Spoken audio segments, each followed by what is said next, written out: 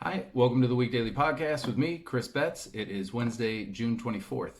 As always, all these jokes were written in the last couple hours. I try to keep everything as topical as possible. It's sort of a fun writing experiment for me until I can tell jokes in front of a crowd again. By the way, if you're enjoying these, I have a bunch of videos of my stand-up up on my YouTube page. Feel free to check them out. With that said, here are today's headlines. Boris Johnson has announced more easing of lockdown restrictions as of July 4th. The only snag is that the restrictions really sort of rely on the, quote, common sense of the British people.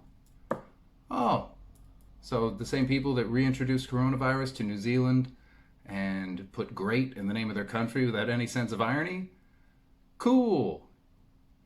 Now, live performances still won't be allowed, which, even though it is financially ruinous for me, I have to support that because singing, laughing, and yelling are all big ways of spreading the virus.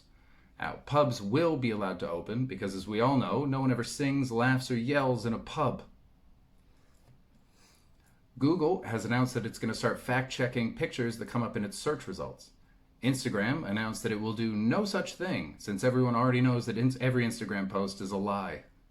Mike, you can't post that you're having a great family vacation and come home divorced. The FBI investigated a noose that was found in NASCAR driver Bubba Wallace's stall and discovered that the noose had actually been there since October. That's not better. That means that the noose was a known quantity to the people who work at the racetrack. And I'm not a big fan of coincidence. So when the only black driver gets the only stall with an ensuite noose, I gotta wonder how that decision was made. Also, 9 months is such a long time to have a noose. If you had a friend who had a noose in his garage for 9 months, you'd have a chat. Hey, Mike. Cool noose. Hey, it's weird. Halloween sure was a long time ago. It's weird to still have some of the decorations up. Especially since you've taken down the Christmas tree. So, how you taking the divorce, buddy? Any dark thoughts? No? Great. That's excellent news. Hey, totally random change in conversation. Let's talk about which lives matter. You go first. An ever-growing group of companies are banding together to boycott Facebook ads in an attempt to force the social media giant to enforce its fact-checking.